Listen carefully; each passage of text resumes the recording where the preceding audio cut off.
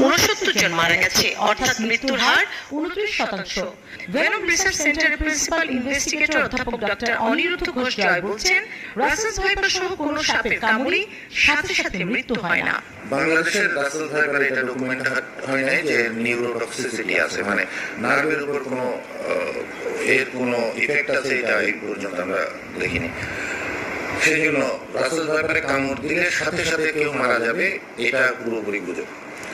সাথে কোনো সাপের কামড়ে কেউ কখনো সাথে সাথে মারা যাবে না, কারণ সাপের কামড়ে মরার উপায়টা হচ্ছে এই বিষটা একটা নির্দিষ্ট অর্গানকে এফেক্ট করতে হবে, তারপর সে মারা যাবে। এইটা কখনো সাথে সাথে হবে না, এই বিষটা ছড়াতে হবে। কেউ যদি ওইরকম হয় তাহলে একটা হতে পারে ভয়ে মারা গেছে, এটা ছাড়া এভাবে হয় না। গুজবে কান না দেওয়ার আহ্বান জানিয়ে স্বাস্থ্যমন্ত্রী সামন্তলাল সেন বলছেন, দেশে পর্যাপ্ত অ্যান্টিভেনম আছে, হাসপাতালগুলোতেও অ্যান্টিভেনম রাখার নির্দেশ দেওয়া হয়েছে।